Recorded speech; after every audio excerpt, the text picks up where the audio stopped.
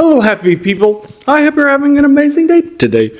Today, I thought it would be fun for my top 10s to slide out of top 10 or top 5 movies that I've done recently, like top 10 comedies last week, and give you my top 10 board games. I played a lot of board games pretty heavily for a few years on every Friday night for about 7 years while I was at University of Maryland, Baltimore County. Living there outside of Baltimore proper, so I got a lot of board gaming in. A lot of us do. I also grew up with board games. I loved them lots too. So I thought it would be fun for me to give you my top 10 board game reviews for you folks. All right, so let's get started with number 10. Number 10 is Mage Knight from 2011 by WizKids, designed by, I'm sure I'm going to slaughter his name, Vlada. This is a co-op game where you are fighting against this with one of our players, like where you're exploring and fighting against the bad guys. Level odds. Although it's pretty hard. Number 9 is the Worker Placement Lords of Waterdeep, actually from 2012. You can tell why I said that. From Worker Placement game released by Wizards of the Coast. It's a fantasy one set in the city of Waterdeep in Forgotten Realms.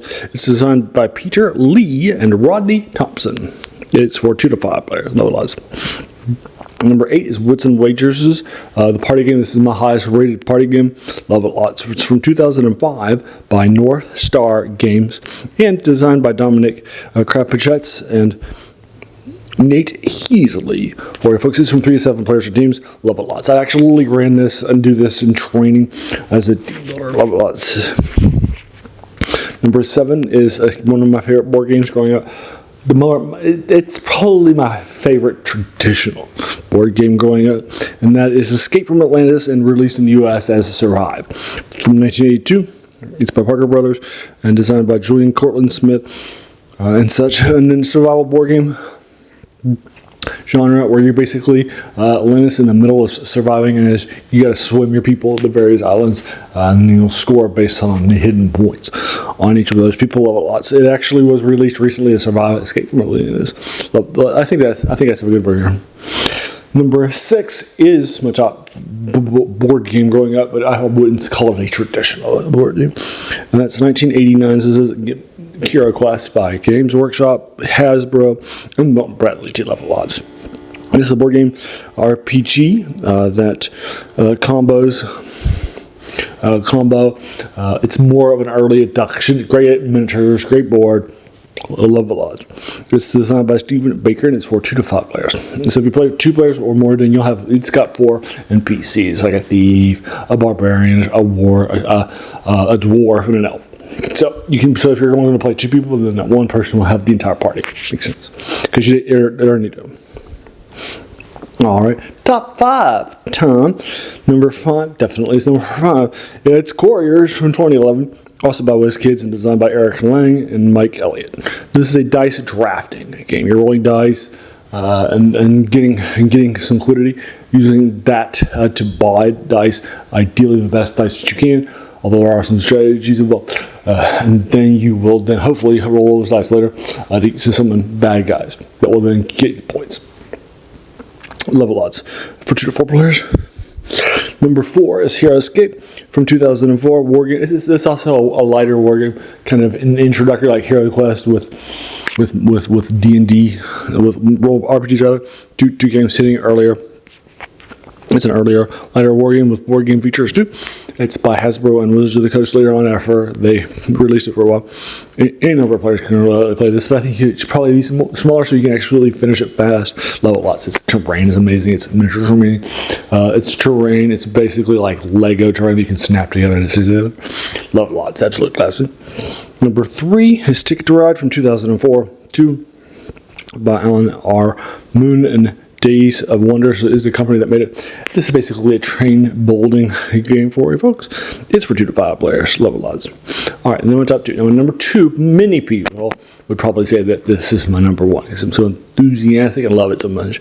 But it actually is my number 2. And that is, of course, 2018's Everdell. It's by Starling Games, designed by James Wilson. It's a worker placement and town building game. Love it lots. It's so cute, so well done. It's for 1 to 4 people. More of expansions, which I have all of. This is my favorite art, my favorite board game, my favorite. It's got great miniatures. The pieces, like the wood, that sort of thing. All great. Love it lots. All right, and then the number one in my heart, Rising Sun, also from 2018, Black Command Limited, designed by Eric Lang. Again, just like Warriors.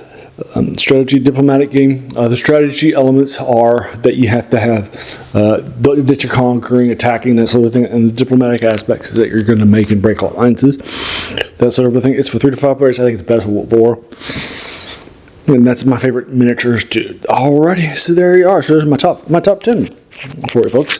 All right, so let's go ahead. Let's just go over them pretty briefly for you folks. Number 10 was my Mage Knight from 2011. That's based on the CMG, not the CMJ proper. Number 9, I don't consider CMGs, otherwise here let's go behind. Number 9 is Words of Waterdeep from 2012. The next year, number 8 is Wits and Wagers by 2005. Number 7 is Escape from Atlantis and Silken Ride in 82. Number 7, I'm sorry, that was number 7. Number 6 is Hero Quest from 89. Number 5 is Warriors from 2011. Hero Escape is from 2004 at number 4. Number 3 is Ticket to Ride 2014. And then number 2 is Everdell from 2018. And then Rising Sun 2018 for you folks. You'll note that there aren't any recent, past 5 years or anything like that. Sorry about that. But I love all those board games. So again, I thought it would be fun for them to play. So there you are. Have you played those games? What did you think about that? Would you put them in this order, or would you? Do you agree or disagree with them? Do you consider them? What are your top 10 board games? Right. I'm just a fan. My opinion is just as valid as yours. Just because I have a YouTube channel doesn't make me righter or more right than you. Right. So just let me know what your thoughts are in the comments below. Appreciate that much. Alrighty. So there you are. As a reminder, this channel does a lot of older things, like I mentioned before, in top 10s and that sort of a thing. And if you want me to do more board game stuff, I kind of thought that this would be a nice one of, because I didn't have another movie one set up for you folks lined up for the top 10. But if you want me to do deeper dives or start doing reviews of board games, just let me know what your thoughts are and what you want to have. This is you, right? It's not me. Alrighty, and so there you are. So, and again, tomorrow I've got Serial Saturday. I'm doing my review of the Space Museum from Doctor Who's 65 second season. I like the old serials in the science fiction and science fiction fantasy genre or superiors too that are from the old era, from the 30s, 40s, 50s, and that sort of thing. From movies like movies like Flash Gordon to pulp to TV like Doctor Who. So that'll be the Space Museum. It's a 7th serial. So if you like these older things, check that out too.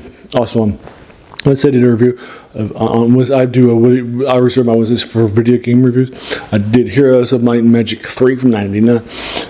I previously did 2, and I recently did Might and Magic 6 2 in that series. I also did on Monday I do a review of older RPGs and that sort of thing. I did 1978's D1, Descent into the Depths of the Earth by Gary Gygax, and I'll be doing D2 on Monday. So if you like that stuff, you like that too. And then finally, I do 3 reviews a week of older science fiction, fantasy, and horror stuff that are written that you read like novels or short stories and that sort of thing. So if you like these older things, you can definitely check out the channel. I think you like it lots. So there you are. So check it out. Hit the like button, the subscribe button, all the YouTube stuff. Hit the bell icon too to be notified of my videos, and just watch and share. That's the key part. Go back and watch and share. Alrighty, so there you are. I want to thank you so very, very much for taking some time out of your day and just investing it and watching my videos, right? Because we all have so many things, right, that are happening in our lives, and we're pulled in so many different directions. So the fact that you spent this time with me, that's incredibly humbling, and I appreciate that so very, very much. So thanks again. And just a reminder, this channel is named The Worst Thing About New Books, a quote by the French philosopher Jacques Joubert, who said that the worst thing about them was they kept us from reading the old ones. Now in this case, you're playing the old ones, but you get the idea. Video games too. Alrighty, and there you are. Thanks again, and have an amazing day.